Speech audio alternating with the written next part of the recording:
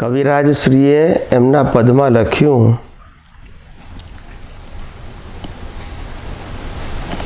ભગવાન થવું નથી સહેલું, ભગવાને જાતે કહેલું. ભગવાન થવું સહેલું નથી. અને ભગવાન થવું એટલે ઝેર પીવા. શું કરવું? ઝેર પીવા એટલે પેલું ઝેર નહીં, લોકો જે આપે સ્વીકારી લેવું, રાગ દ્વેષ વગર, એને ઝેર કહેવાય. માન આપે તોય સ્વીકારવું, અપમાન આપે તોય સ્વીકારવું. એમાં ડિવિઝન પાડવા નહીં કે આ માન છે અપમાન છે. કેમ ડિવિઝન નહીં પાડવાના? તો કે બધાને એક જ દ્રષ્ટિએ જોવાનું, કુદરતી રચના. એટલે પછી રાગ દ્વેષ થવાનું કોઈ કારણ, અને તો આપણે આસાનીથી સ્વીકારી શકીએ. એ સ્વીકારી લો એટલે શું થાય? આવે છે તે સ્વીકારી લો, દુનિયા આ થમશે. શું કહે છે? આવે છે તે તો દુનિયા, અને આવે છે નહીં સ્વીકારતું પછી જન્મ મરણના ચક્કર ચાલુ રહેશે. કેવું સીધું સાધું છે. આટલું જ સમજવાનું છે. ભગવાન થવું એટલે ભગવાન બનવાનું નથી. ભગવાન છે એને ઓળખવાના અને અનુભવવાના છે. ભગવાન તો છે જ, એને ઓળખવાને અનુભવવાના છે. પણ જ્યાં સુધી આ પ્રકૃતિની ઓળખાણમાંથી બહાર ના નીકળીએ, આ પ્રકૃતિ તે જ હું છું એ માન્યતામાંથી બહાર ના નીકળીએ, આ પ્રકૃતિને હું ચલાવું છું એ માન્યતામાંથી બહાર ના નીકળીએ, આ પ્રકૃતિ ભોગવે છે હું ભોગવું છું એ માન્યતામાંથી બહાર ના નીકળીએ, આ પ્રકૃતિ સાથે સંકળાયેલા સત્તા, સંપત્તિ, સંબંધો અને સાધનો મારા છે એવી માન્યતાથી બહાર ના નીકળીએ, ત્યાં સુધી તમારી જવાબદારી છે. ત્યાં સુધી તમને તમારા જ સ્વ સ્વરૂપનું અનુભવ હોવા છતાં નહીં થાય. હોવા છતાં આપણે આપણા જીવનની અંદર, માનો કે તમારું નામ મનસુખભાઈ ને, શું? મહેન્દ્રભાઈ, સોરી, મહેન્દ્રભાઈ. હવે હું મહેન્દ્રભાઈ છું એ તો આપણું નામ છે શરીરનું. પણ પછી કોઈ એમ કે આ કોણ છે? તો કે આ મારા ફાધર મધર છે, એમનો હું છોકરો થઉં. આ કોણ છે? તો કે આ મારો ભાઈ છે, એનો હું ભાઈ થઉં. આ કોણ છે? કે આ મારી વાઈફ છે, એનો હું હસબન્ડ થઉં. આ કોણ છે? કે આ મારો છોકરો છે, એનો હું બાપ થઉં, આનો કાકો થઉં, આનો મામો થઉં. એ માયાજાળમાં એવા ખોવાઈ ગયા કે હું મહેન્દ્રભાઈ છું એ જ ભૂલી ગયા. સમજાય છે? આ બધાને એડજસ્ટ કરવામાં હું મહેન્દ્રભાઈ છું એ ભૂલી ગયા.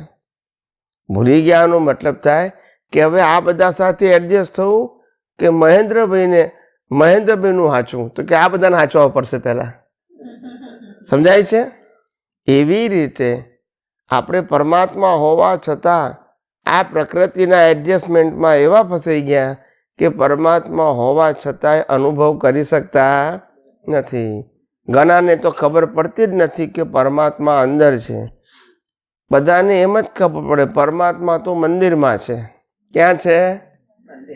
પણ ભલા આદમી, મંદિરમાં તો ભગવાનની સ્થાપના આપણે કરી, પથ્થર આપણે લાયા, મૂર્તિ આપણે ગળાઈ, સ્થાપના આપણે કરી, પૂજા આપણે કરીએ છીએ. બોલતા નથી. સાચું ખોટું? તે તો ભગવાન આપણે સ્થાપ્યા કે ઉપરથી આયા? મેન. સાચા ભગવાન ક્યાં છે? એ ના હોય તો જન્મ, જીવન, મૃત્યુ હોય? અંદરના ભગવાન ના હોય તો જન્મ મરણ હોય? આના તો હોતા નથી, આને તો બાળી નાખીએ છીએ. અંદરના ભગવાન છે ત્યારે તો પુનર્જન્મ છે ને. આનો તો પુનર્જન્મ થાય નહીં.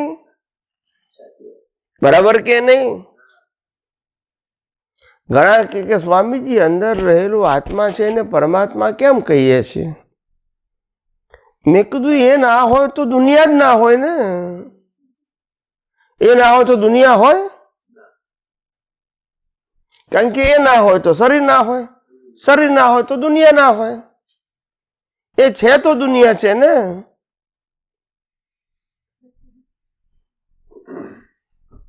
શરીર છે તો દુનિયા નથી, આત્મા છે તો દુનિયા છે. બાકી શરીર તો નીકળી ગયા પછી શરીર જ કહેવાય ને, પણ તોય લોકો બાળી નાખે છે એની વેલ્યુ કરતા. એટલે વેલ્યુ ખરેખર કોની છે? આત્માની. અને એ આત્મા જ્યારે સમજણમાં આવે ત્યારે એને આત્મા કહેવાય, અને અનુભવમાં આવે ત્યારે પરમાત્મા કહેવાય. પરમાત્મા એટલે શક્તિ સાથે અનુભવ થયો, અને આત્મા એટલે સ્વ સ્વરૂપની જાણકારી, દ્રષ્ટિ, બિલીફ. એ બિલીફથી હકીકત સુધી પહોંચવાનું છે. સમજાયું? બિલીફથી હકીકત સુધી પહોંચવાનું છે. આવું છે. એટલે હું આત્મા છું એ માન્યતા સાચી છે, પણ હું આત્મા છું એની અનુભૂતિ એટલા માટે નથી કારણ કે શરીરની અનુભૂતિમાંથી દ્રષ્ટિએ કરીને બહાર નીકળતા નથી. નિરંતર આની જ અનુભૂતિ કર્યા કરી, પછી આની ક્યારે થશે? ગમે તે પરિસ્થિતિ હોય મન વચન કાયાની, પણ તમને સ્પષ્ટ લાગવું જોઈએ આ પરિસ્થિતિ જે છે એ મારી હાજરીને કારણે છે. એના કારણે હું મનમાં ખરાબ વિચાર આવ્યો, સારો વિચાર આવ્યો, પણ હું છું તો ને. હું ના હોઉં તો સારું બોલે ખરાબ બોલે, હું છું તો. હું ના હોઉં તો કોઈ ખરાબ હારું બોલી શકે? સારું ખરાબ વર્તન કર્યું કારણ કે હું છું. હું ના હોઉં તો. એટલે ગમે તે પરિસ્થિતિમાં પહેલું ખબર પડી જાય કે હું કોણ છું. આ પહેલું આવવું જોઈએ. અને મારા સિવાયનું શું છે તો કે કુદરતી રચના. એમાં ડિટેલિંગમાં જવું નથી. મારા સિવાયનું છે, પછી એમાં ઊંડા ઉતરીને શું કરવાનું? હું શુદ્ધાત્મા છું, ખબર પડી ગઈ.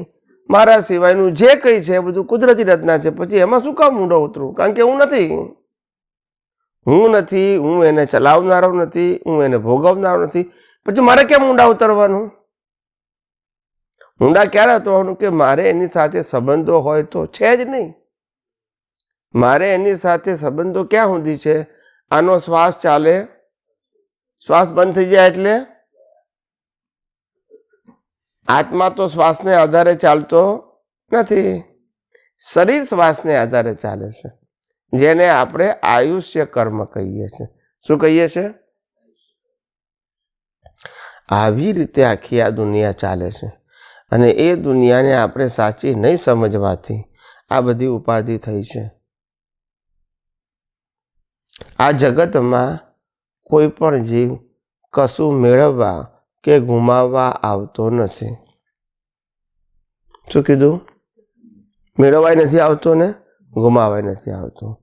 કારણ કે આ દુનિયામાં પ્રત્યેક જીવ જન્મે છે ત્યારે મન વચન કાયા પણ કુદરત આપે છે, અને મન વચન કાયાની અવસ્થા પણ કુદરત આપે છે.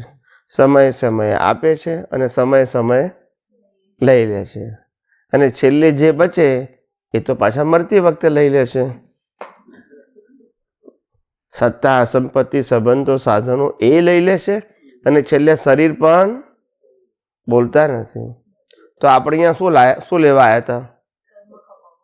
આપણે લેવા કશું આવ્યા હતા? કશું ગુમાવવા આવ્યા હતા?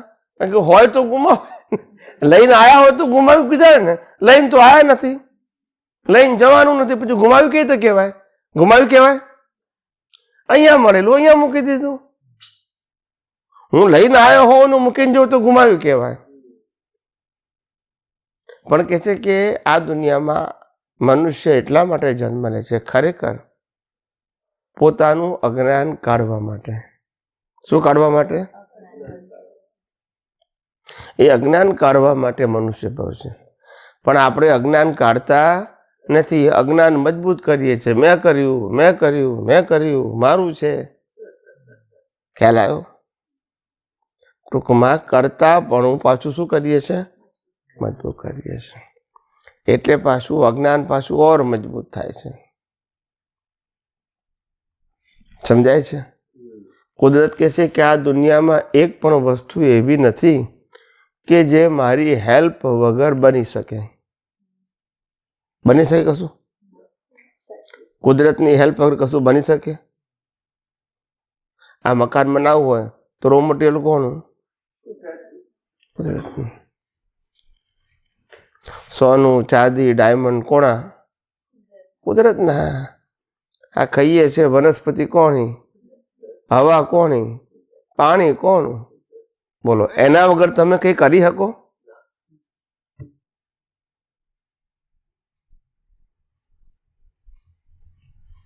આ ફર્નિચર છે એ કુદરતનું જ છે. માણસે ઘાટ આપ્યો છે, પણ રો મટીરિયલ કોનું? કુદરતનું. કોઈ પણ વસ્તુ જુઓ એનું રો મટીરિયલ કુદરતનું હોય, પછી એને પ્રોસેસ મનુષ્ય કરે. આ ફોન છે, ફોનનું રો મટીરિયલ કુદરતનું, પણ હાર્ડવેર એ મેન મેડ છે. પણ હાર્ડવેર મોલેક્યુલસ વગર બને ના બને. ને પરમાણુ કુદરતના છે અને અવસ્થા મેન મેડ છે. અને જે મેન મેડ છે એ ટેમ્પરરી છે, પણ પરમાણુ તો કાયમનો છે. એ પરમાણુને તત્વ કહેવાય અને અવસ્થાને તત્વ ના કહેવાય. અવસ્થાને ટેમ્પરરી કહેવાય. ઉત્પન્ન થાય અને નાશ થઈ જાય. શરીર પણ જન્મે અને મરે. સમજાયું? આવી રીતે આખી આ દુનિયા ચાલે છે. આપણને લાગે આપણે ચાલીએ છીએ, આપણે કશું ચલાવતા નથી. એમને ચાલ્યા જ કરે છે. માણસને 40, 50, 60 વર્ષ ક્યાં પૂરા થઈ ગયા છે ખબર પડતી નથી. પડે છે? આપણને લાગે આપણે પૂરા કરીએ છીએ, આપણે પૂરા કરતા નથી. કુદરત ફરજિયાત કરાવડાવે છે. કેવા કરાવડાવે છે? બેભાન હોય તો 6 મહિના નીકળી જાય કે ના નીકળી જાય, કે જાગવું જ પડે. બેભાન હોય તો સમય પસાર થાય કે નહીં થાય? એટલે આ જગત સમજવા જેવું છે. એટલે હવે પ્રશ્ન પૂછો કઈ. હા, મીન્સ આપણને ખાલી પાર્ટીઓ કરવી ગમે, પિક્ચર જોવા ગમે, કશું પણ એમ સારું કામ નહીં ગમે, પેલું બધું જ ગમે. તો તમે કહો કે કુદરતી રચના જોવાની, તો એને સદબુદ્ધિ તો આપવી પડે ને કે પિક્ચર જોવાની જગ્યાએ તું કંઈ સારું જો, આ કર તે કર. તો એના માટે શું કરવાનું? તમે તો ખાલી કુદરતી રચના જોવા કીધી, તો એને સદબુદ્ધિ કોણ આપશે? એવું છે કે પ્રાણ ને પ્રકૃતિ બે હાથે જાય. શું જાય? પ્રાણ ને પ્રકૃતિ સાથે જાય. એટલે જેવું વીટ્યું હોય ને એવું જ ઉકલે. અને હવે એમાં એવું છે કે હવે પહેલાં હું મમ્મી પપ્પા સાથે રહેતી હતી, તો ત્યાં સત્સંગનો માહોલ વધારે હતો. તો આપતાવાણી વાંચીએ, આખો દિવસ ભગવાનનું વાંચીએ. હવે અહીંયા થોડું બધા પિક્ચર, બધા ટીવી ને એવું વધારે જોતા હતા, બધું મોરામાં હતા ત્યારે. હવે અહીંયા એટલે મને એમ લાગે કે જેવો આપણો ફ્રેન્ડ સર્કલ હોય, જેવું આપણું ગ્રુપ હોય ને, એ આપણે ગયા હંમેશા. તો એવો જેવો માહોલ હોય તેવું આપણું. તો એવું થાય કે એટલે આપણે ફ્રેન્ડ સારા શોધવાના કે જે એ કરે. તો એવું બધુંમાં ધ્યાન આપવાનું કે એ બી કુદરતી રચના જ તમારું જે થવાનું એ. ફ્રેન્ડ સર્કલ કોણે આપ્યું? બસ તો પછી પણ ચૂઝ તો આપણે કરવાનું ને. આપણને તો 1000 વ્યક્તિ મળે. પણ હું શું કહું છું, વાત સાચી છે, પણ જે મળે એ કુદરતી રચના, એમ કહું છું. તો આપણે કશું ધ્યાન જ નહીં રાખવાનું, જેમ થાય તેમ જોઈ રાખવાનું. આપણે ધ્યાન શું રાખવાનું? શ્વાસ ચાલે છે એના ઉપર ધ્યાન રાખતા નથી. બીજું શું ધ્યાન રાખશો? એના વગર કંઈ થવાનું છે? તેના ઉપર ધ્યાન રાખો છો કે ચાલે છે કે નથી ચાલતું? કશું ધ્યાન રાખવાથી રહેતું નથી. વ્યવહારની ભાષામાં ભલે કહીએ કે ધ્યાન રાખવું જોઈએ, એ લૌકિક ભાષા છે. હકીકતમાં તો કુદરત જે ધ્યાન રાખે છે એ પ્રમાણે આપણે કરવું પડે છે. આ રામને વનવાસ જવું પડ્યું, શું ધ્યાન રાખવાનું?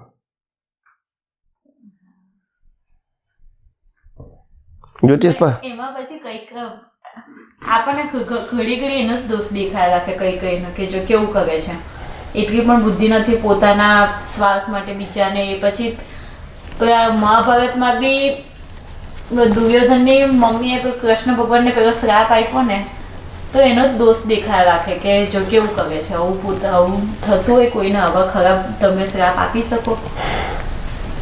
એવી નેગેટિવ શ્રાપ આપી એ કુદરતી રચના, સંજોગ ભેગો ક્યાંથી થયો? કોઈને કરતા જોઈએ છે એ જ આપણી ભૂલ છે. થાય છે એ આપણી ભૂલ નથી, કરતા જુઓ છો ને એને કર્યું, બસ એ આપણી ભૂલ. સમજાય છે? વાણી નીકળે તે પણ આપણી નથી ને, બિલકુલ નહીં. પરાધીન છે વાણી. આપણા હાથમાં હોય તો પછી આપણે એવું કહીએ જ નહીં કે મારી ભૂલ થઈ ગઈ, મારે આવું નહોતું બોલવું ને બોલાઈ ગયું, એવું બોલે કોઈ? જો કંટ્રોલમાં હોય તો. આ તો બોલાયા પછી કહે છે કે આવું ના બોલાયું હોત તો સારું, અથવા આવું બોલાયું હોત તો સારું. પણ એ આપણા હાથમાં સંજોગાધીન છે. કેવું છે? દુર્યોધનની મમ્મીએ જે કૃષ્ણને શ્રાપ આપ્યો એ વાણી છે એમાં ભરેલી હતી, એ નીકળવાની જ હતી. એવું સ્વામીજી આપણને બધું આખું જીવન બધાનું કમ્પલસરી છે, વીટેલું જ ઉકલે છે. માટે અમે કીધું કે પ્રકૃતિમાં ઊંડા ઉતરવું નહીં ને કુદરતી રચના જોયા કરવું.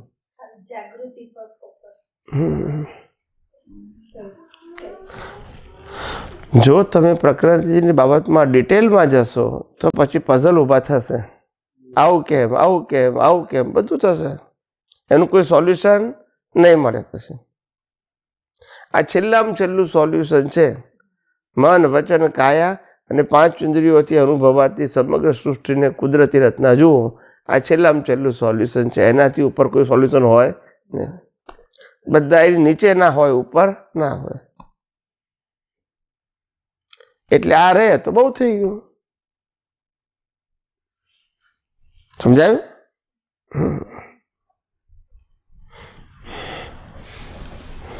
એટલે ગજબનું છે આ તો. જેમ જેમ લોકો આ વિજ્ઞાન જાણતા થશે ને એમ તમે જુઓ તો ખરા જબરજસ્ત ક્રેઝ ઊભો થશે લોકોને. આ વિજ્ઞાન જ એટલું પાવરફુલ છે. પહોંચવું જોઈએ. શું છે?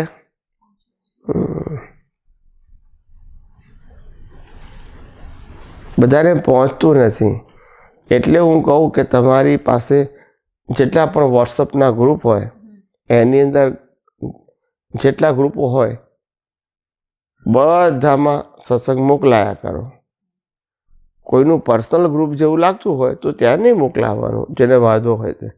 પણ બાકી તો આપણા મોબાઈલમાં તો 25 ગ્રુપ હોય છે, તો બાકીના ગ્રુપમાં મોકલવામાં શું વાંધો છે? હા, આપણે ક્યાં ચાર્જ કરવો છે? આપણે તો ખાલી મૂકવાનું જ છે ને.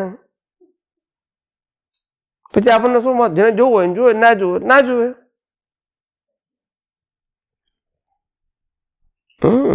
આપણાથી એવી જ હોય કે જેને પહોંચવાનું હોય તેને જ પહોંચે. તમે ગમે તે કરો એ કુદરતના હોય તો જ પહોંચી શકે એવું કંઈક માની શકાય કે નહીં. એ બરાબર નથી. બધું કુદરતને આધીન છે. કુદરતની બહાર કશું છે નહીં. આપણને કુદરતી રચના દેખાવું એ આપણો પુરુષાર્થ છે. ના દેખાય તોય કુદરતી રચના છે, પણ આપણું અજ્ઞાન છે. અજ્ઞાન છે એટલે દેખાતું નથી.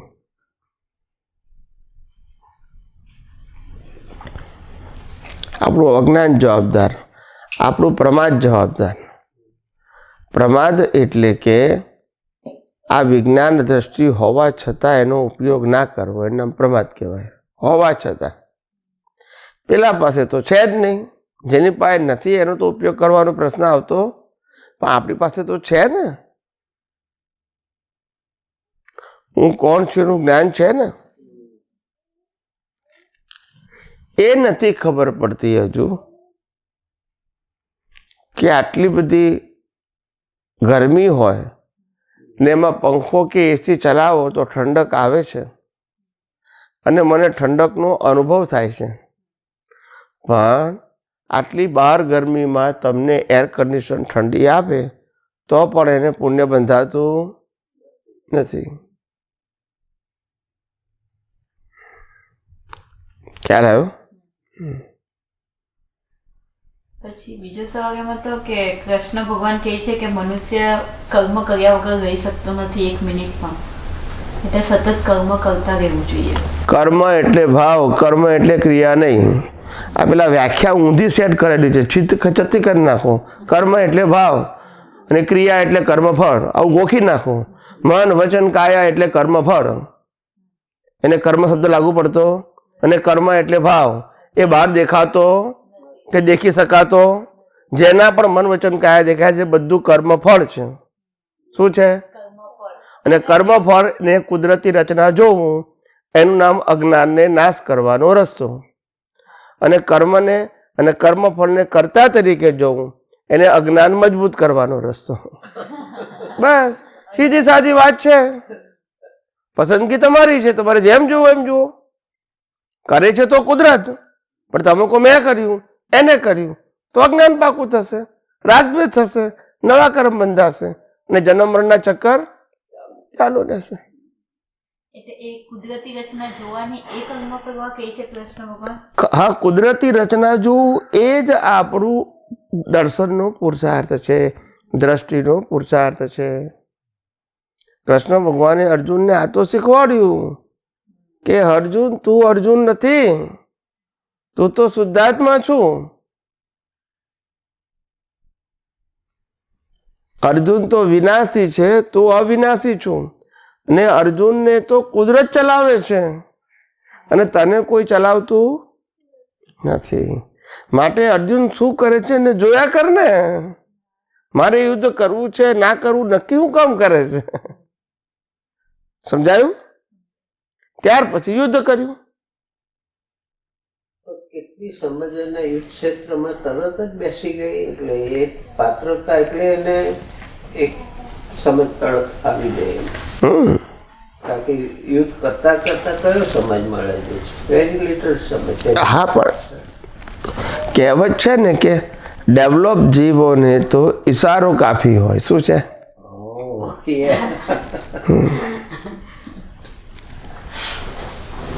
સમજાય છે?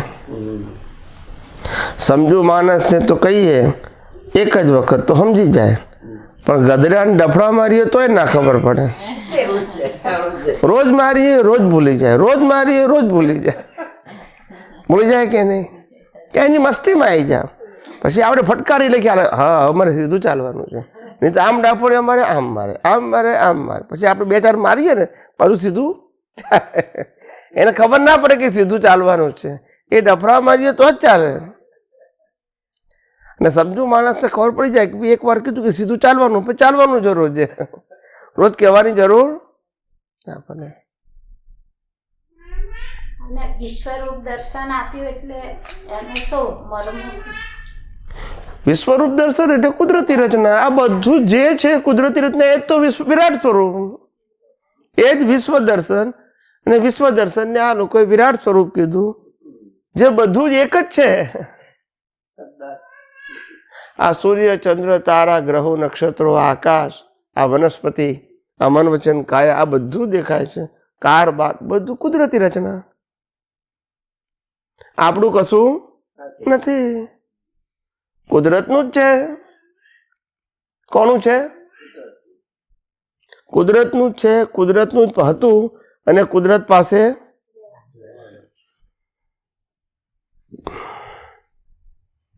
પછી સુદર્શન ચક્રને મર્મ શું છે? સુદર્શન એટલે આ સમ્યક દર્શન. સમ્યક દર્શન ને સમ્યક જ્ઞાન એનું નામ સુદર્શન. બધા ચક્ર બતાવીને આપણે સુદર્શન એનો ખરો ભૂલી ગયા.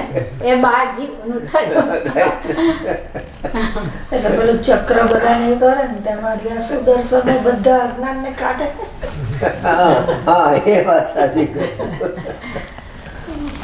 એટલે તમે એવું સુદર્શન ચલાવો કે અમારું જ્ઞાન કપાઈ જાય. તે જાય હું નહીં ચલાવું, હું તમને બતાવું એ સુદર્શન તમારે ફેરવીને તમારું અજ્ઞાન નાશ કરવાનું.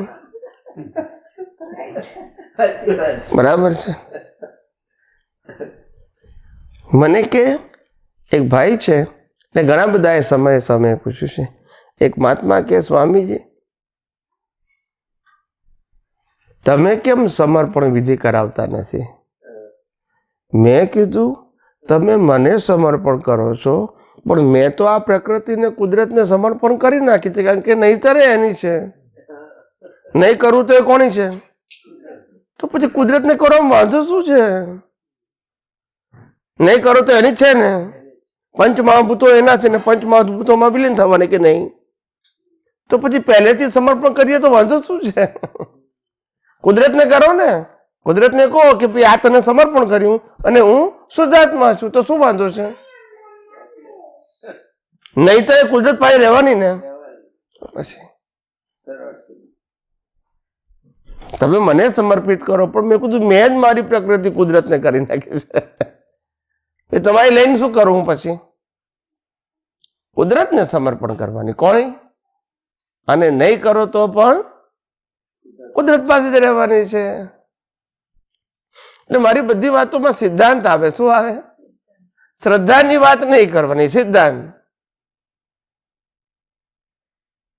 કોઈ મને કહે કે તમે ગુરુ કેમ બનતા નથી? અમે શિષ્ય થવા તૈયાર છીએ.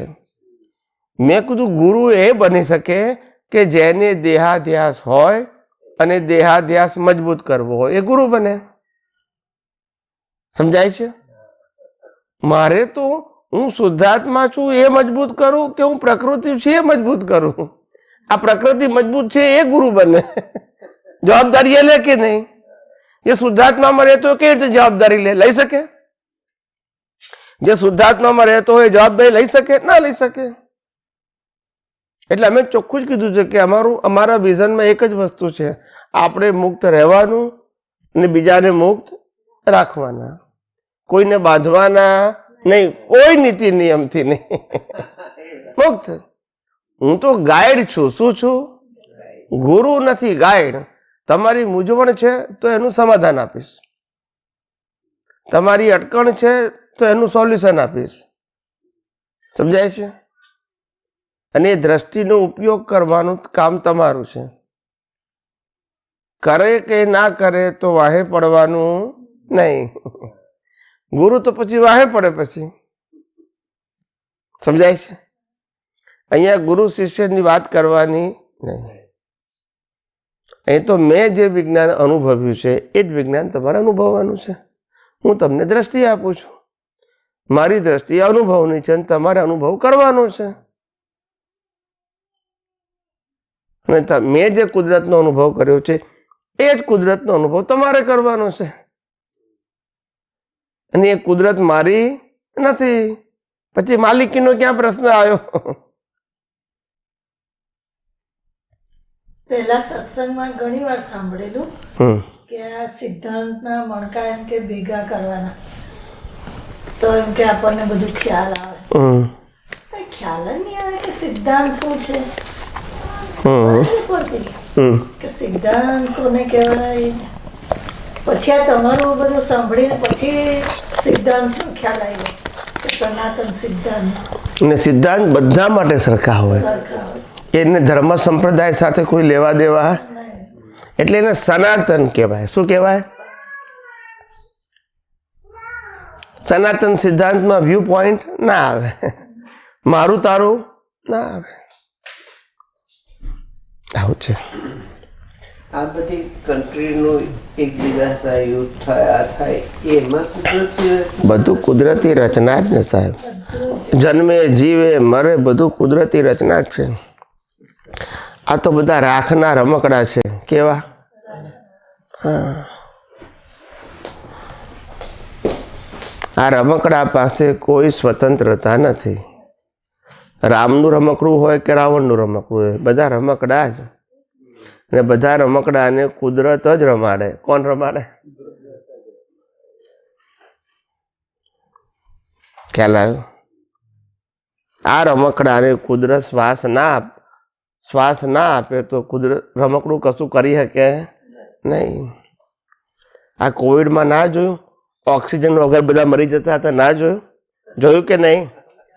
કુદરત આગળ કોઈનું ચાલતું નથી. અને મરણને જીવનનો અંત ના માનશો. મરણ એટલે કે એક નાટક પૂરું થયું, હવે બીજું નાટક શરૂ થશે. સમજાય છે? એક શરીરનો અંત આવ્યો, પાછું નવું શરીર મળશે. એમાં કંઈ દુઃખી સુખી થવાની જરૂર નથી. આ જ ક્રમ છે કુદરતનો. શું છે? ક્રમ છે. મરણનો ભય એને લાગે છે કે જેને એવું લાગે કે આ મારો છેલ્લો ભાવ છે, બીજો ભાવ જ નથી.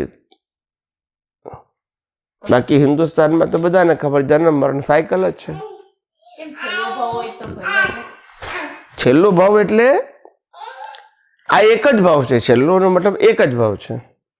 ફોરેનના લોકો શું કહે છે કે ભાઈ આ ભાવ છે, બીજો કોઈ જોયો?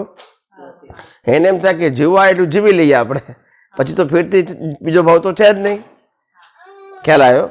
પણ આપણે એવું છે નહીં. આપણે તો જન્મ મરણ એ સાયકલ છે. શું છે?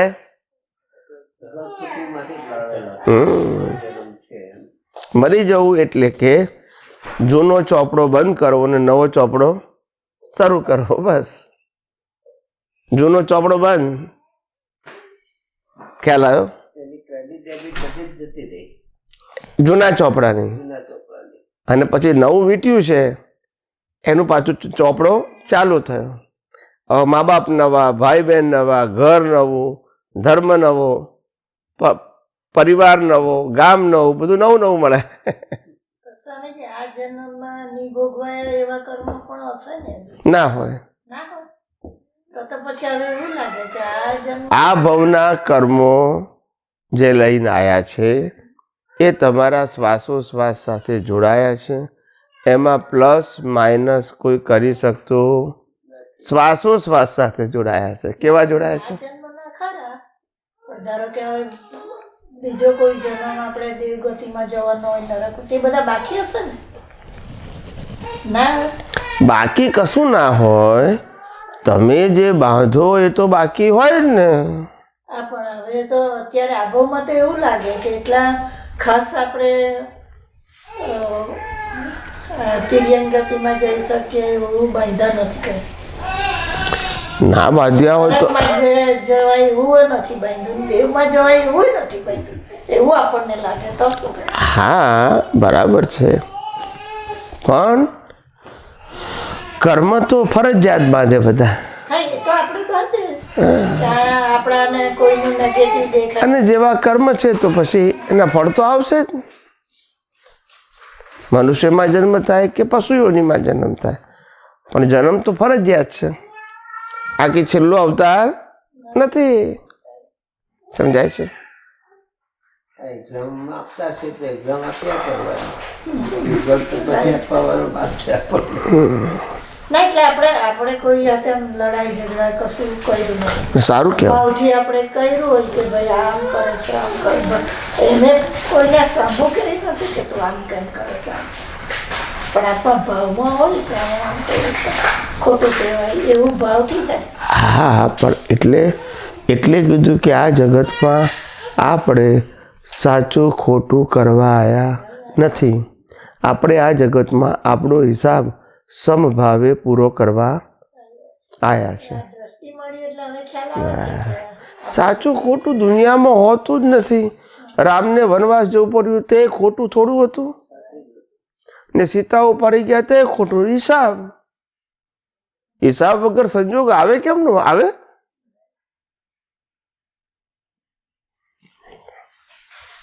દાખલા તરીકે અત્યારે આપણે વાત કરતા હતા તો આપણે ખાલી વાતમાં જ આવ્યું, આપણા દ્રષ્ટિમાં નથી એટલે ના હોવું જોઈએ. ના હવે દ્રષ્ટિમાં તો કુદરતી રચના જ શું હોવું જોઈએ? કારણ કે દ્રષ્ટિ એ જ પુરુષાર્થ છે, વાણી એ કુદરતી રચના છે. આપણે સાંભળ્યું તે કુદરતી રચના, પણ કુદરતી રચનાને કુદરતી રચના જોયું એ આપણો પુરુષાર્થ. અને કુદરતી રીતના મેં કર્યું તે કર્યું જોયું, એ આપણું અજ્ઞાન. એ અજ્ઞાનની જવાબદારી આવશે. આ ચોખ્ખી વાત છે.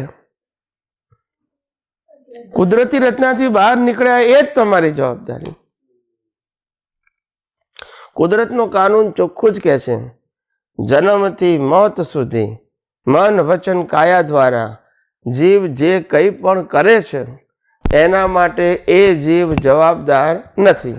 મારામારી કરે ગમે તે કરે, પણ જો એ જીવ ક્રિયાનો કર્તા થશે અને વ્યક્તિ કે વસ્તુનો માલિક થશે તો પછી કુદરત છોડશે નહીં. સમજાય છે? હોવાથી કર્મ નહીં બંધાય, ક્રિયાથી કર્મ નહીં બંધાય, પણ મેં કર્યું તો પછી બંધાશે, એને કર્યું તો પછી બંધાશે. આ મારું છે, તારું છે એવું અંદરથી માનશો તો પછી બંધાશે. વ્યવહારથી બોલો એનો વાંધો નથી. દ્રષ્ટિ બદલાવી જોઈએ નહીં, દ્રષ્ટિ તો સ્થિર રહેવી જોઈએ. હું શુદ્ધ આત્મા છું અને મન વચન કાયા અને 5 ઇન્દ્રિયોથી અનુભવાતી સમગ્ર સૃષ્ટિ એ કુદરતી રચના, એમાં ફેરફાર થવો જોઈએ નહીં. અને ઉદયમાં જે હોય તે સમજાય છે. આ બધા માણસોની મુશ્કેલી એ આવે છે કે ઉદય કર્મને કુદરતી રચના જોઈ શકતા નથી.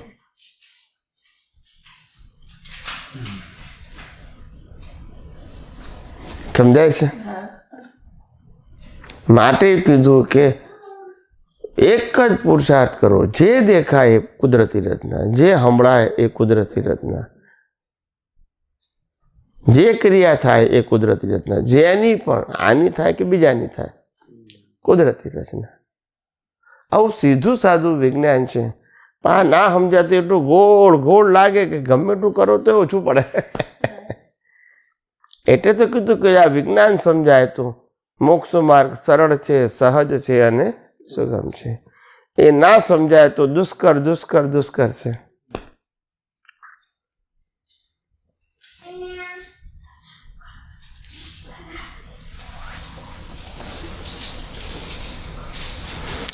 શ્રીમદ રાજચંદ્રજીએ કેવું કીધું છે, સજીવ અને મૂર્તિના લક્ષ્ય સિવાય જે કંઈ પણ કરવામાં આવે છે એ જીવને બંધન કરતા છે.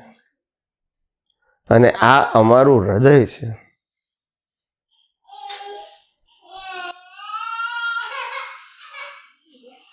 આવું છે. વિજ્ઞાન સમજાય તો મુક્તિનો માર્ગ સરળ ને સહજ છે, ના સમજાય તો અતિ અતિ દુષ્કર છે. ગમે એટલું કરો પણ નિવેડો આવે. પ્રશ્ન ક્રિયાનો નથી, પ્રશ્ન વાણીનો નથી, પ્રશ્ન વિચારનો નથી, પ્રશ્ન દ્રષ્ટિનો છે. જેવી દ્રષ્ટિ એવી સૃષ્ટિ.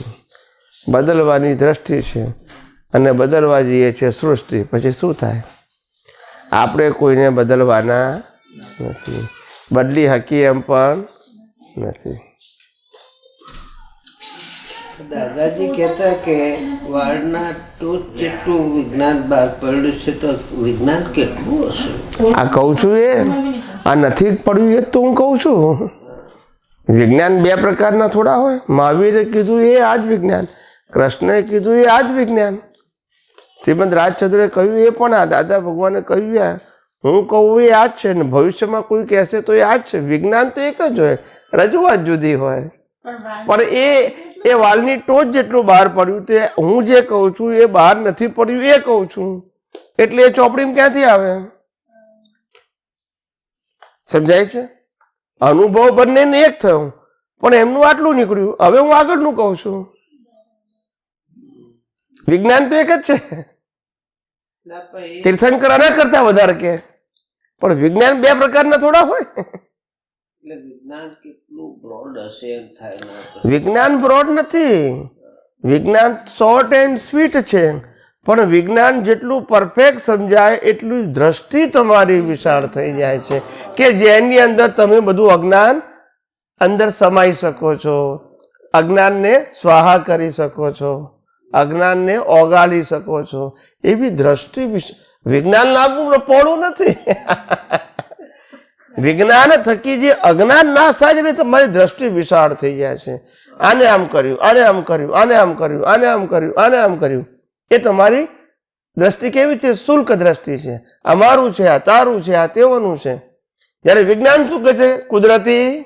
એટલે તમારી દ્રષ્ટિ કેવી થઈ ગઈ? હવે ગમે તે કોઈ કે તમે અક્કલ વગરના છો તોય કુદરતી, કોઈ કે તમે બહુ હોશિયાર છો તોય વાંધો શું છે? એ દ્રષ્ટિ તમારી શું થઈ ગઈ? વિશાળ, જેમાં બધું તમે અજ્ઞાન ઓમી નાખો છો. પહેલા તો આપણી દ્રષ્ટિ સંકુચિત હતી, એટલે કોઈ કહે તો અસર થઈ જાય. સમજાય છે? વિજ્ઞાનથી વિશાળ દ્રષ્ટિ ઉત્પન્ન થાય, એટલી વિશાળ કે બધું અજ્ઞાન અંદર સ્વાહા થઈ જાય.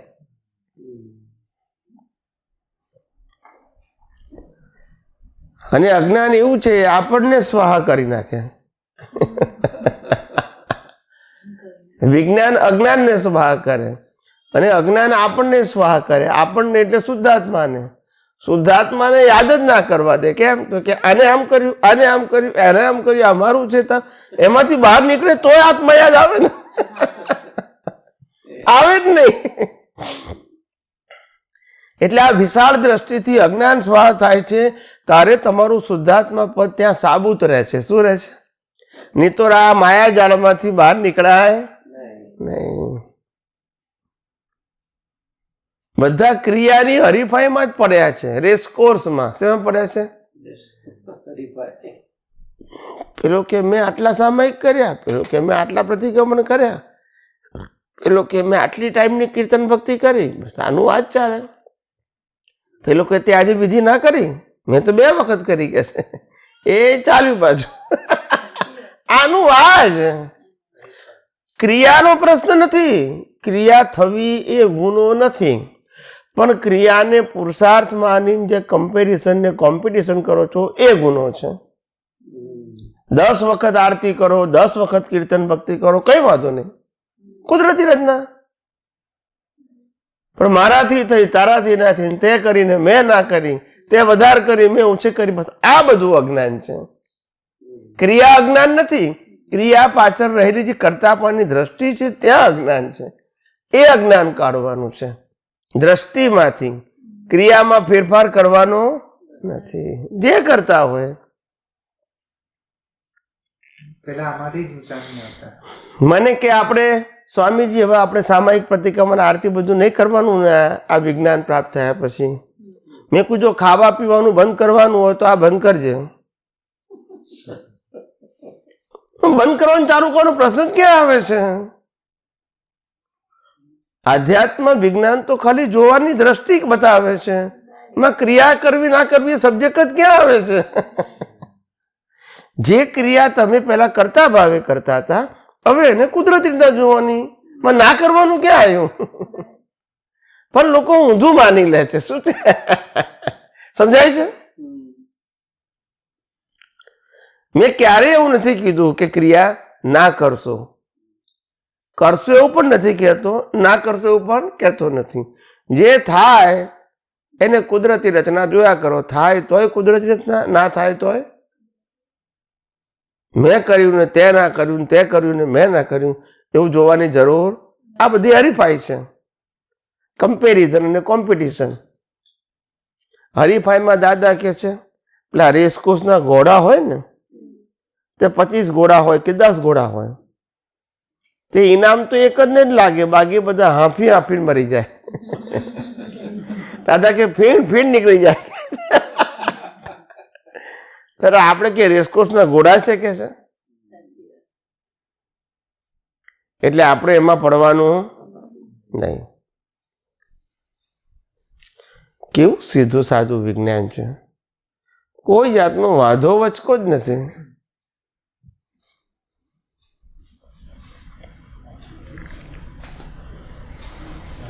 એ જ્ઞાની પુરુષ દાદા ભગવાનનો અંતરાશય આ જ હતો, વિજ્ઞાન બહાર પડવું જોઈએ, તો આ લોકોમાં એકતા આવે, અભેદતા આવે, ભેદભાવ નીકળી જાય અને એક યુનિક દ્રષ્ટિ પ્રગટ થાય કે જેની અંદર કોઈ ડિફરન્સીસ નથી. શું નથી? માત્ર કુદરતનો કાનૂન એના ઉપર આધારિત છે. પણ એ આવું વિજ્ઞાન લોકોને પ્રાપ્ત થાય એવો આપણો ભાવ છે. આ વિશ્વમાં આ એક જ વિજ્ઞાન એવું છે કે જેનો કોઈ માલિક નથી. બાકી ધર્મના બધા માલિકો છે. ધર્મગુરુઓ માલિક થઈ ગયા છે. સમજાય છે? વિજ્ઞાનનો કોઈ માલિક હોય નહીં.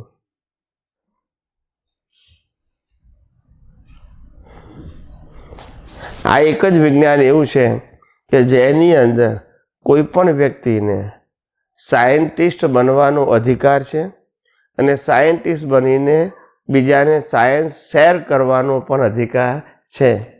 કોઈની પરમિશનની જરૂર નથી. કારણ કે આ તો વિજ્ઞાન કુદરતનું હતું, કુદરતનું છે અને કુદરતનું જ રહેવાનું છે. અને કુદરતનું વિજ્ઞાન છે એનો કોઈ માલિક નથી, તો કંટ્રોલ કેવી રીતે હોય? હું તમને કઈ રીતે કહી શકું તમે ના કહેજો ભાઈ, એવું કઈ રીતે કહેવાય મારાથી? મારું છે વિજ્ઞાન. સમજાય છે કે નહીં? અનુભવ મારો છે, એ પ્રમાણે તમે અનુભવ કર્યો તો તમે કહો. પણ આપણે બધા અનુભવ તો કુદરતનો જ કર્યો ને. કોઈ વ્યક્તિને તો વાત આવતી જ નથી. એટલે તો હું કહું છું કે આ વિજ્ઞાન સાંભળો, પછી વાગોળો, પછી ઉપયોગ કરો, પછી અનુભવ કરો અને અનુભવ બીજાને વહેંચો. જેમ હું વહેંચું છું એમ તમે વહેંચો. એમાં માલિકી ક્યાં? સમજાય છે? પણ આખા ભારત વર્ષની અંદર ને વિશ્વની અંદર એક જ વિજ્ઞાન એવું છે કે જેમાં બધાને સાંભળીને સમજીને ઉપયોગ કરીને અનુભવ કહેવાનું છૂટ છે. બીજી કોઈ જગ્યાએ છૂટ હોય? તમે ગીતાની વાત કરો તો કે તમારે નહીં કરવાની, અમારી પાસે લાવો. વેદાંતની વાત તો કે તમારે નહીં બોલવાનું, અમારી પાસે લાવવાનું. આગમ તો કે જૈનોના પાસ સાધુ પાસે લઈ જાઓ, ભાઈ તમારે નહીં કહેવાનું. ખ્યાલ આવ્યો? આપતવાણીઓ તો કે તમારે નહીં વાંચવાની, અમારી પાસે લાવવાના સમજાવવા માટે. તમારે વાંચવું ચોપડીની જેમ વાંચી જાઓ, પણ સમજાવવાનું કોઈ જગ્યાએ પરમિશન ના આપે. આપણે અહીંયા જ છૂટ છે બધી. સમજાય છે? એટલે તો ખરેખર આ નિષ્પક્ષપાતી વિજ્ઞાન છે. કેવું છે? કોઈ પક્ષ પંથ અને વાળાથી પર, જેનો કોઈ માલિક જ નથી, જેનો કોઈ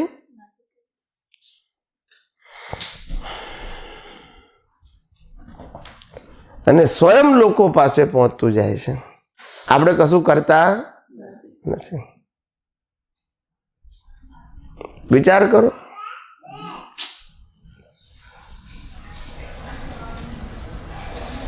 એટલે જેમ જેમ સમજાય એમાં વિજ્ઞાનમાં આપણને આનંદ થાય. અને વિજ્ઞાન આપણને હંમેશા વર્તમાનમાં રાખે. ગઈકાલે શું થયું, આવતીકાલે શું થશે, એની ચિંતા કરવાની.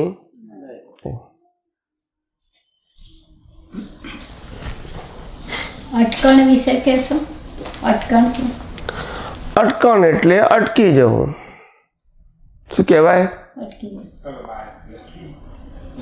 જેમ કોઈને સિગરેટ પીવાની ટેવ હોય ને અહીંયા સત્સંગ ચાલતો હોય ને કંઈકથી ધુમાડો આવે એટલે એનું ચિત્ત ક્યાં જાય? સિગરેટ જાય ને. એનું નામ અટકણ. જે બિયર પીતા હોય અને કોઈ ભાઈબંધ બિયર પીતો હોય આવે એટલે તરત એને યાદ આવે કે ચલો આપણે એ અટકણ. પછી ઇમોશનલ પણ એ કેવી રીતના બાધક છે? ઇમોશનલ પણ એટલે અસહજ રહેવું, સહજ ના રહેવું, એને ઇમોશનલ પણ કહેવાય. ઊંચા નીચા થયા કરે. સમજાય છે? સહજ રહેવાનું. આ તમે મેં કીધું કુદરતી રીતના જોવું, બરાબર છે. એમાં ઇમોશનલ પણ ક્યાં આવે? બધી જ અવસ્થાને કુદરતી રીતે. પછી ઇમોશનલ ક્યાં આવ્યું? આ મેં કર્યું, આ તે કર્યું, તો પછી ઇમોશનલ આવે. આ તો મન વચન કાયાની અવસ્થા માત્ર કુદરતી રચના છે. પછી ઇમોશનલ કઈ રીતે આવે? ગમે તેની પ્રકૃતિ હોય કે આપણી હોય, ઇમોશનલ પણ કેવી રીતે આવે? સમજાય છે? ધારો કે ઇમોશનલ થઈ ગયા તો પ્રકૃતિ ઇમોશનલ થાય તો આ પ્રકૃતિ ઇમોશનલ થાય તો કુદરતી રચના. આપણી દ્રષ્ટિમાં ઇમોશનલપણું હોવું જોઈએ. પ્રકૃતિમાં ભલે ન હોય, એ તો કુદરતી રચના. એ તો આપણે પહેલી જ વાત કરી કે મન વચન કાયાની અવસ્થા માત્ર. પછી સવાલ જ ક્યાં છે? ખ્યાલ આવ્યો? જ્ઞાની પુરુષ દાદા ભગવાને કહ્યું કે પ્રકૃતિનો એક પણ ગુણ મારામાં નથી, મારો એક પણ ગુણે કરી બંને સર્વથા. આ તો સામીપ્ય ભાવને લઈને ભ્રાંતિ ઉત્પન્ન થાય છે. એટલે પ્રકૃતિના ગુણો એ મારા ગુણો છે એવું થઈ જાય છે આપણને. પ્રકૃતિની જવાબદારી મારી જવાબદારી છે એવું થઈ જાય છે. પ્રકૃતિને હું ચલાવું છું એવું થઈ જાય છે. પ્રકૃતિ જે ભોગવે છે અને હું ભોગવું છે એવું માની લે છે નજીક આવવાથી. હકીકતમાં એવું છે નહીં.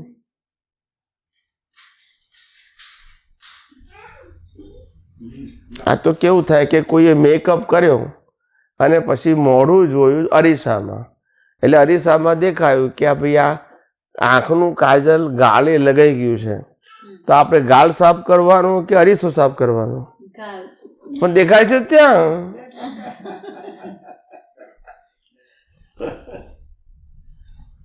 એમ આપણે પ્રકૃતિએ ગુસ્સો કર્યો, બરાબર છે, પણ પ્રકૃતિએ ગુસ્સો કર્યો એનું કારણ શું? તો કે છે કે આ પ્રકૃતિ છે એના સામેવાળાની પ્રકૃતિ સાથેના હિસાબ છે. પણ તારે તો બે હિસાબને કુદરતી રચના જ જોવાની છે. શું જોવાનું છે? ત્યારે આ પ્રકૃતિને સુધારવાની કે સામેવાળી પ્રકૃતિને સુધારવાની જરૂર નથી. અમારે તો એક ભાઈ ચોપડી લઈને આવ્યા હતા મારી પાસે અડાલતથી મારા ઘેર. નિજ દોષ દર્શનથી નિર્દોષ દ્રષ્ટિ. શું લઈને આવ્યા હતા? સમજાય છે? એટલે મને કે આમાં ચોખ્ખું દાદાએ લખ્યું છે કે નિજ દોષ દર્શનથી નિર્દોષ દ્રષ્ટિ કરવાની છે.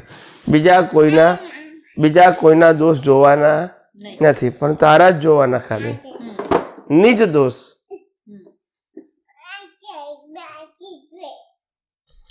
તારે મેં કીધું કે કુદરતનો કાનૂન બધા માટે એક હશે કે જુદો હશે? એક જ. કુદરતનો કાનૂન બધા માટે જુદો જુદો હોય કે એક જ હોય? તો તમારા બધાની પ્રકૃતિ નિર્દોષ ને આ પ્રકૃતિ દોષિત, એવું ને? કુદરતનો કાનૂન શું કહે છે? આને દોષિત કહે? આ કુદરતી રચના નહીં? સમજાય છે? દોષ શેને કહેવાય? કે મેં કુદરતી રચનાને કુદરતી રચના ના જોયું તે દોષ છે. મન વચન કાયાના દોષને દોષ કહેવાતો નથી. એ તો ઉદય કર્મ છે.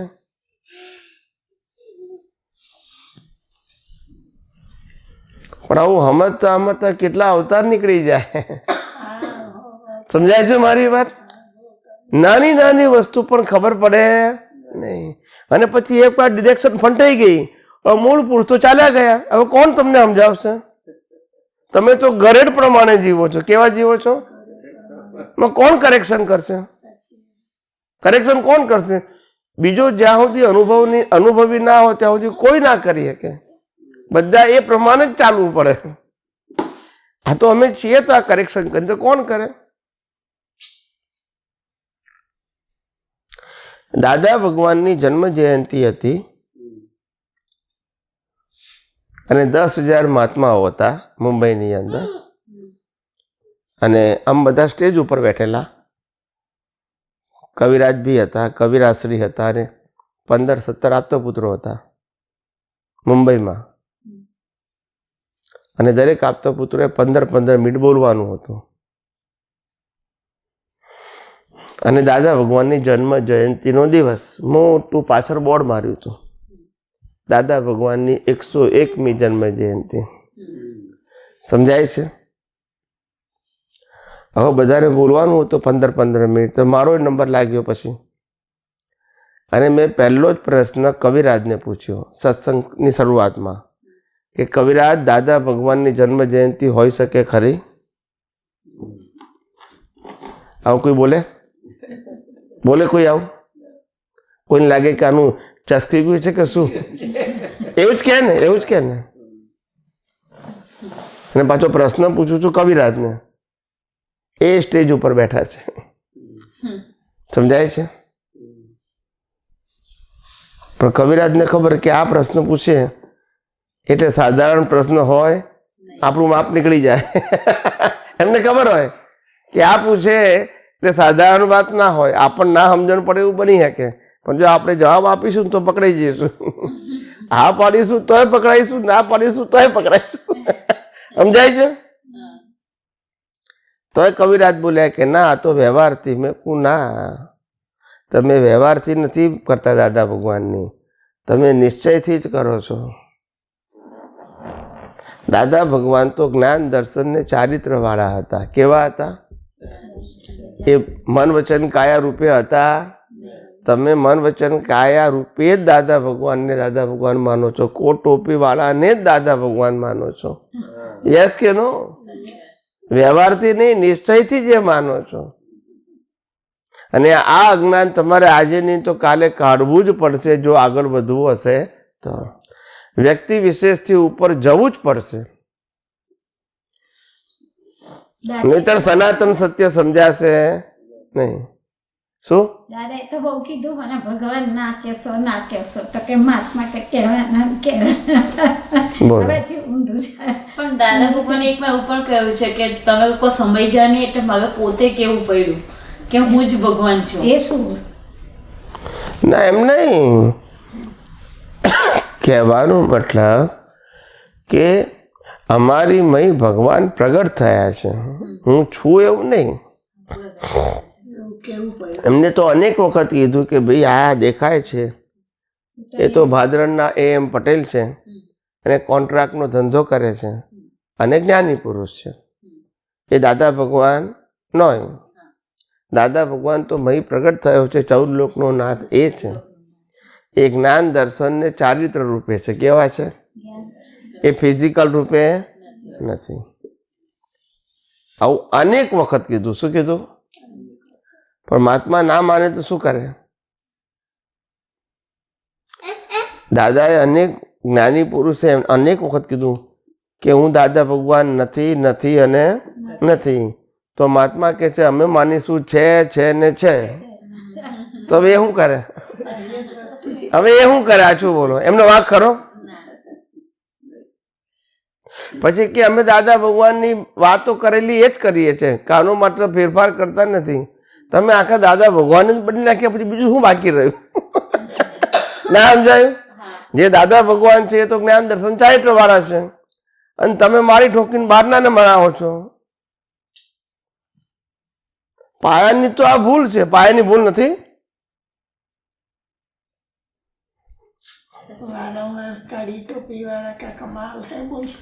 એમ નહીં, મારો કહેવાનો મતલબ જ્ઞાની પુરુષ તરીકે તમે બોલો ને, કોણ ના પાડે છે? AM પટેલને જ્ઞાની પુરુષ કહેવાય, હું ક્યાં ના પાડું છું? જેના થકી આપણને જ્ઞાન મળ્યું છે એ જ્ઞાની કહેવાય. દાદા ભગવાન કઈ રીતે કહેવાય? એ તો અવિનાશી. અને AM પટેલ તો વિનાશી. જ્ઞાનીનો જન્મ થાય, જીવન હોય અને મૃત્યુ હોય. દાદા ભગવાનનો જન્મ, જીવન, મૃત્યુ ના હોય. એ બંનેની સરખામણી થાય નહીં. તમે આખું ઊંધું કરી નાખ્યું. તો પછી આજે રામકૃષ્ણ મહાવીરમાં જ થયું ને. રામની અંદર ભગવાન પ્રગટ થયા એટલે રામ ભગવાન થયું. રામ અને ભગવાન બંને જુદી વસ્તુ હતી. રામની અંદર ભગવાન પ્રગટ થયા. પ્રગટ એટલે ખુલ્લા થયા. તો લોકોએ રામને જ ભગવાન કરી નાખ્યા. કૃષ્ણની અંદર ભગવાન ખુલ્લા થયા તો લોકોએ કૃષ્ણને ભગવાન કહી દીધા. મહાવીરની અંદર ભગવાન ખુલ્લા થઈ ગયા તો લોકોએ મહાવીરને ભગવાન કહી દીધા. એટલે ભાઈ મહાવીરને, રામને, કૃષ્ણને બધાને તો બાળી નાખ્યા આપણે. તો એ ભગવાન કેવી રીતે હોય? બોલતા નથી. હોય બધા વિનાશી. હા, એની અંદર જે આત્મા છે તે ભગવાન છે. એ મોક્ષે જાય, શરીર જાય. એમનો આત્મા તો ક્યાંક તો હાજર જ છે ને. આત્મા છે પણ તમે આત્માની ક્યાં વાત? તમે તો દેહની વાત કરો છો. દેહ તો બાળી નાખ્યો. તમે જેની વાત કરો છો રેફરન્સ, એ તો શરીરનો રેફરન્સ આપો છો. પણ દાદા તો એવું કહેતા હતા ને, તમે એવી રીતના દર્શન કરજો કે એમનો આત્મા એ મારો આત્મા છે, આ દેહ. આત્માની વાત ક્યાં કરીએ? પણ વાંધો કહીએ છે એમનો આત્મા ને આપણો આત્મા સરખો છે, પછી પ્રશ્ન ક્યાં આવ્યો? પણ એમનો દેહ ને આપણો દેહ સરખો છે, ત્યાં પ્રશ્ન છે. એમના દેહને આપણે આત્મા માનીએ છીએ ત્યાં તકલીફ છે, એમના દેહને જ ભગવાન માનીએ છીએ ત્યાં તકલીફ છે. એમ કહું છું.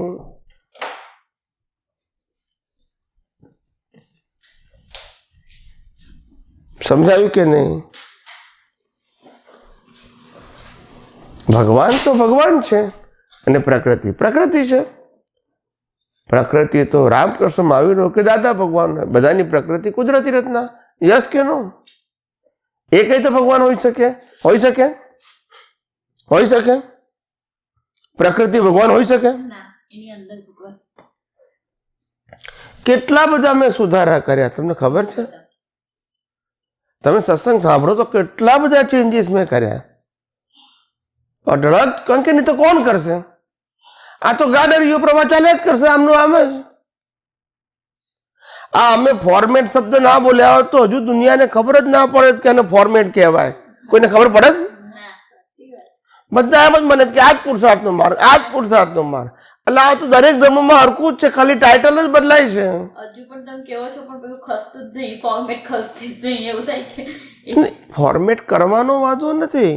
ફોર્મેટને કુદરતી રચના જોઈએ એમ કહું છું. તમે ફોર્મેટને જે પુરુષાર્થ માનતા હતા એની જગ્યાએ કુદરતી રચના જોઈએ એમ કહું છું. ના કરવાનું કહેતો નથી. પણ એટલે હજુ મનમાંથી એમ વારંવાર સત્સંગ સાંભળીએ ને પછી પેલું એમ ફિટ થાય કે હા એ મોડું પડે. હા એની પકડ છે ને એ ધીમે ધીમે મોડી પડે, એકદમ ના થાય. સમજાયું?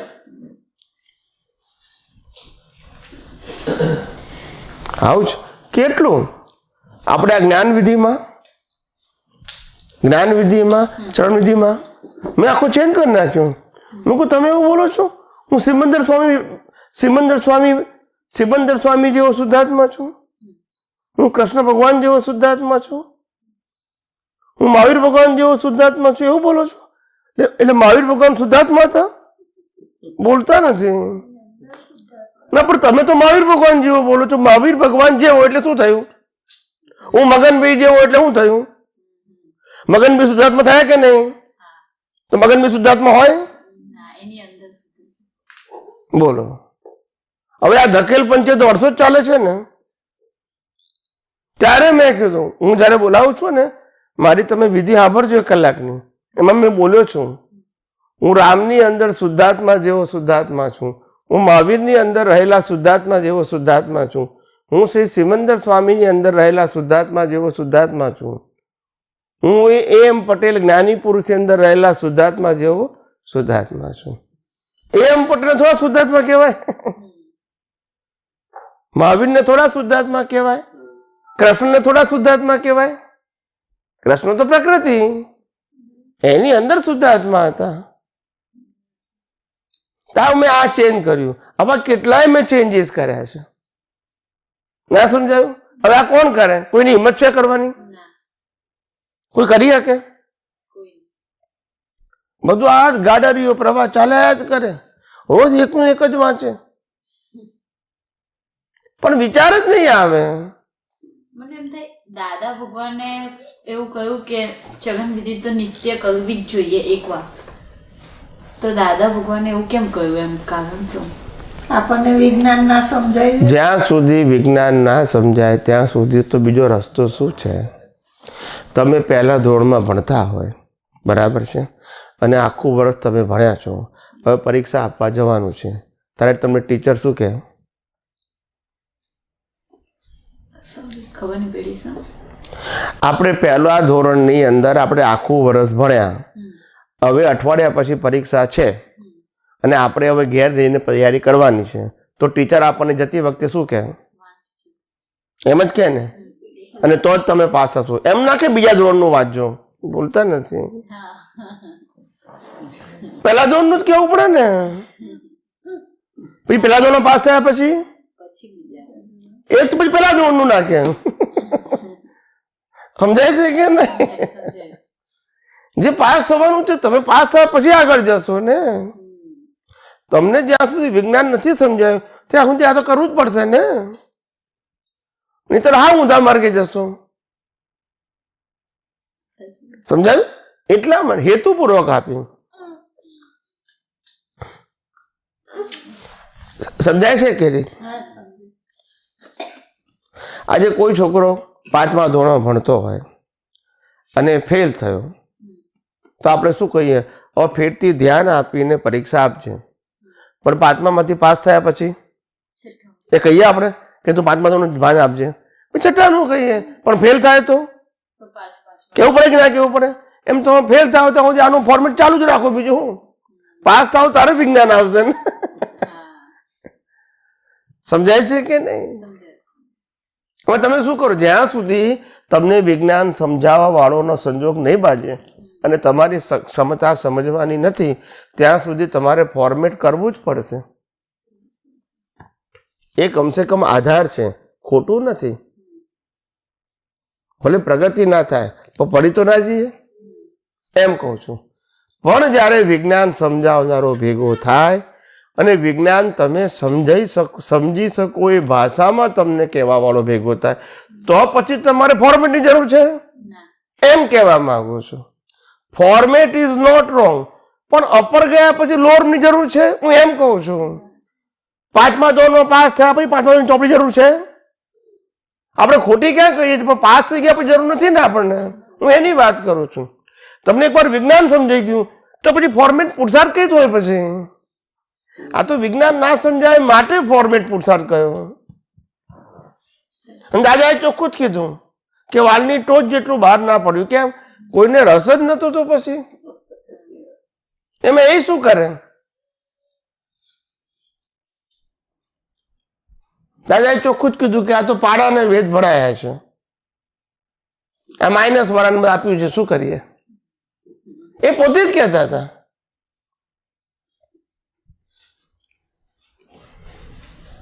આવું છે એટલે બધી વાત તો આપણે સમજવી પડશે ને. ગોળ ગોળ ક્યાં સુધી ચાલશે? અને આપણા માટે સમજવાનું છે. કોના માટે? સ્વામીજી, કુદરતી રચના દ્રષ્ટિમાં રાખવાથી અજ્ઞાન જાય અને આ હું અનંત જ્ઞાન વાળો છું, અનંત દર્શન વાળો છું, એ કેટલું જરૂરી છે બધું દ્રષ્ટિમાં રાખવું કે બોલવું? બોલવા નહીં બોલો તો ચાલે, દ્રષ્ટિમાં હોવું જોઈએ. હું એટલા માટે કહું છું. આનું કારણ હું અનંત જ્ઞાન વાળો છું એટલે આ નહીં આત્મા, એટલે ભેદ પડ્યા એટલે હું અનંત જ્ઞાન વાળો છું. કદાચ આની પાસે જ્ઞાન ઓછું વધતું હોઈ શકે પણ હું અનંત જ્ઞાન વાળો છું એમાં કોઈ ક્વેશ્ચન. માટે મારે જ્ઞાન મેળવવાનું છે, આત્મા તરીકે પ્રશ્ન આવવો જોઈએ નહીં. આ પ્રકૃતિનું અજ્ઞાન પ્રતિષ્ઠિત આત્માને છે માટે એને વિજ્ઞાનની જરૂર છે. આત્માને સમજાયું? પ્રકૃતિમાં અજ્ઞાન છે, પ્રકૃતિ કહે છે, અને પ્રતિષ્ઠિત આત્મામાં અજ્ઞાન છે. પ્રતિષ્ઠિત આત્મા કહે છે કે હું ચંદુલાલ છું. એને સમજવું પડશે કે હું ચંદુલાલ નહીં, હું શુદ્ધાત્મા છું. પ્રતિષ્ઠિત આત્મા એવું લાગતું હતું કે આ પ્રકૃતિ પાસે લિમિટેડ શક્તિ છે એટલે મારી પાસે લિમિટેડ છે એવું એ માનતો હતો પ્રતિષ્ઠિત આત્મા. હવે પ્રતિષ્ઠિત આત્મા કહે છે કે હું શુદ્ધાત્મા છું માટે મારી પાસે અનંત શક્તિ છે. અને પ્રકૃતિ પાસે ભલે ના હોય પણ એ તો કુદરતી રચના હોય તો એ કુદરતી રચના ને ના હોય તો એ કુદરતી રચના. પણ તેથી હું અનંત શક્તિ વાળું છું એમાં ફેરફાર થશે એટલે મારે કશું મેળવવાનું છે એ પ્રશ્ન આવતો નથી. સમજાયું? સિદ્ધ સ્તુતિ આપણે બોલીએ કેટલા લક્ષપૂર્વક બોલવી જોઈએ કે? સિદ્ધ સ્તુતિનો મતલબ થાય કે પોતાના ગુણોની જાગૃતિ રહે એટલા માટે, જેથી પ્રકૃતિના ગુણો ઉદય કર્મમાં આવે અને જાય તો આપણને અસર થાય નહીં. સમજાય છે? સમજાયું? અસર ના થાય એટલા માટે.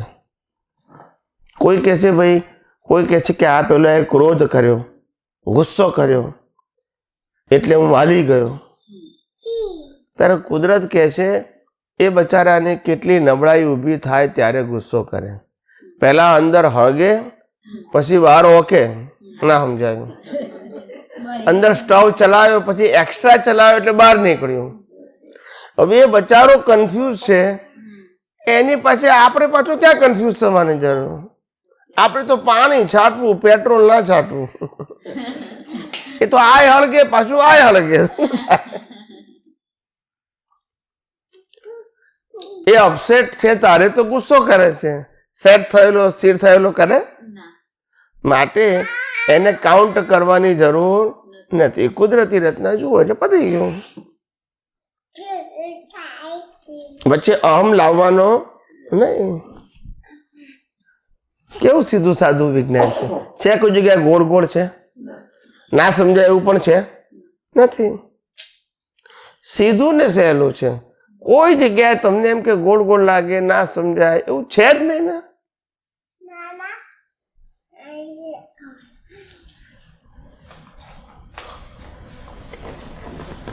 અમે તો આટલા વર્ષોથી આ બધું જોઈએ છે કે આ વિજ્ઞાન નહીં સમજાવવાનું કારણ શું? આપણી દ્રષ્ટિમાં વિજ્ઞાન સમજવું છે એ સમજણ જ નથી કોઈની પાસે. બસ દાદાએ કીધું છે મારે કરવાનું, બસ એ જ વિજ્ઞાન. યસ કે નો? હવે તમને ક્યારે સમજાશે? વિજ્ઞાન દ્રષ્ટિનો વિષય છે, ક્રિયાનો વિષય જ નથી. પણ કોણ સમજાવે આવું? વિજ્ઞાન એ દ્રષ્ટિનો વિષય છે, ક્રિયાનો વિષય નથી. લોકોને ક્રિયામાં વિજ્ઞાન લાગે છે. સ્વામીજી 40 વર્ષની હતી ને ત્યારે કૃપાળુદેવનું બધું વાંચન કરતા, ત્યારે આવેલું કે આ દેહ ને આત્માની વચ્ચે એક વોલ ઊભી થઈ જાય એવી દ્રષ્ટિ આપણે બંને બાજુની જુદી રાખવાની. ત્યાં વિજ્ઞાનથી વોલ ઊભી થાય. પછી આટલા 74 યર્સે ખ્યાલ આવ્યો હવે પ્રકૃતિ વર્ષો વીતી જાય. આ વિજ્ઞાનની દ્રષ્ટિ આવી એટલે વોલ થઈ ગઈ. આ બાજુ પરમાત્મા ને આ બાજુ પ્રકૃતિ, બંને પોતપોતાના સ્વભાવમાં જ છે. આપણે પ્રકૃતિને પહેરી જઈએ છીએ, આપણી ભૂલ છે. પરમાત્મા તો પ્રકૃતિમાં પહેરતો નથી, પણ આપણી રોંગ બિલીફ પ્રકૃતિમાં પહેરી જાય છે. પણ મને આટલા બધા વર્ષો વીતી જાય આટલું સમજવામાં. વર્ષો ક્યાં, અવતારો વીતી જાય છે. તમે વિચાર તો કરો કે શ્રીમદ રાજચંદ્રનું જ્ઞાન તો અત્યારે પુસ્તકમાં છે જ, અને દાદા ભગવાન કેટલા બધા લોકોને પ્રત્યક્ષ મળ્યા, પણ જેને પ્રત્યક્ષ મળ્યા એને વિજ્ઞાન નથી સમજાવ્યું. એની વાત કરું છું. તમારી વાત તો જવા દો, પ્રત્યક્ષ મળ્યા તોય ના સમજાવ્યું, શું કરવાનું? હજુ આજે પાછું ફોર્મેટમાં જ પુરુષાર્થ. ત્યારથી તમને ના ખબર પડે કે એની સમજણ કેટલી છે. હું એમ કહેવા માંગુ છું, એ લોકોને સમજાવ્યું તો બોલો, એ લોકોને નથી સમજાવ્યું તો તમારો તો પ્રશ્ન જ ક્યાં આવે છે? સમજવું સહેલું નથી. આ દ્રષ્ટિનો વિષય છે, અને જેટલું ડેવલપમેન્ટ હોય તો જ સમજાય, નહીતર ના સમજાયા. સમજાય એવું જ નથી. એની ગેડ બેસવી જોઈએ. શું બેસવી જોઈએ? સ્વામી આપણી દ્રષ્ટિ તરફ ખુલ્લી કરી છે. ના, હવે ગેડ બેસી ગઈ છે, પણ હવે આપણે જાગૃતિ હા કન્ટિન્યુ રાખવી પડશે. આજે તમે હવે કોઈની પણ સાથે આ વિજ્ઞાનની વાત કરો ને તો એ આશ્ચર્ય પામી જાય. એની પાસે કોઈ જવાબ ના હોય, કારણ કે આ તો સનાતન સત્ય છે, વ્યૂ પોઈન્ટ નથી. તમે આજે એમ કહો કે હું સિમંદર સ્વામીને માનું છું ભગવાન તરીકે, તો પેલો કહે છે હું કૃષ્ણ તરીકે કૃષ્ણ ભગવાન માનું છું, પેલો કહે છે હું મહાવીરને માનું છું, પેલો કે હું રામને માનું છું. તો તમારે ખોટા ના કહેવાય? કહેવાય. પણ વિજ્ઞાનની અંદર વ્યૂ પોઈન્ટ હોતો, રિલેટિવ સત્યમાં અનેક વ્યૂ પોઈન્ટ. રિલેટિવ સત્ય એટલે વ્યક્તિ વિશેષ, એમાં અનેક વ્યૂ પોઈન્ટો હોય કે નહીં? પણ સનાતન સત્યમાં હોય ના હોય. તમે એમ કીધું કે આ કુદરતી રચના છે, તો કોઈ એમ કહે કે ના મારી કુદરતી રચના બીજો કહી શકે? કઈ જ ના શકે ને. એમાં તો ઓપ્શન જ ના હોય. માટે આ છેલ્લામાં છેલ્લું વિજ્ઞાન છે કે જેમાં ઓપ્શન માનો ક્યાં તો ના માનો, બીજો ઓપ્શન. પણ ધર્મમાં તો અનેક ઓપ્શન હોય. આ નહીં તો પેલો માનો, પેલો નહીં તો પેલો માનો. પ્લસ ધર્મ ને વિજ્ઞાનમાં ફેર શું છે? ધર્મ માનો તો જ અનુસરવાનો અને ન માનો તો નહીં અનુસરવાનો, પણ એને ગુનો નથી કહેવાતો. એને ગુનો, હું મહાવીરને માનતો હોઉં અને કૃષ્ણને ના માનતો હોઉં તો કૃષ્ણના માર્ગનો જે નીતિ નિયમો છે હું ના પાડું તો એને ગુનો ના લાગુ પડે. પણ તમે કુદરતને નથી માનતા, કુદરતના કાનૂન નથી માનતા, એ તો ગુનો લાગુ પડે છે. કારણ કે તમે કાનૂનથી બહાર નથી, એ કાનૂનથી બહાર નથી અને નથી માનતા માટે ગુનેગાર છે. ધર્મમાં તમે માનો કે ના માનો કોઈ ફેર નથી પડતો, એ તમારી માન્યતા છે. ધર્મ કી સનાતન સત્ય નથી, વિજ્ઞાન સનાતન સત્ય છે ને એ નથી માનતા માટે ગુનો લાગુ પડે છે. સાંપ્રદાયિક સત્યમાં તો બધાની માન્યતા કેવી હોય? અલગ અલગ હોય. માટે એને કીધું કે સનાતન સત્ય જે કુદરતી કાનૂન ઉપર આધારિત છે, જે 6 તત્વો પર આધારિત છે, એ નથી માનતા, એ અજ્ઞાન છે. રામકૃષ્ણ મહાવીરને માનો કે ના માનો એ અજ્ઞાન નથી. સમજાય છે? બીજું કઈ પૂછવું છે? કઈ મિત્ર આપણે સાંજે તો છીએ જ પાછા. ઘણી દ્રષ્ટિ ખુલ્લી છે. આ તો સીધું સાદું ને સરળ વિજ્ઞાન છે. એમાં આંટી ગુટી જેવું કશું છે જ નહીં ને ગોળ ગોળે કશું નથી. તમે સમજ્યા પછી તમે કોઈને પણ આ કહેશો તો એ ખુશ થઈ જશે. કારણ કે આમાં કશું ગોળ ગોળ જ નથી ને. આમાં તમારું જુદું મારું જુદું એવું છે નહીં. ધર્મમાં તો અનેક પ્રકારો છે, ફોર્મેટમાં તો અનેક પ્રકાર છે, વિજ્ઞાનમાં પ્રકારો નથી.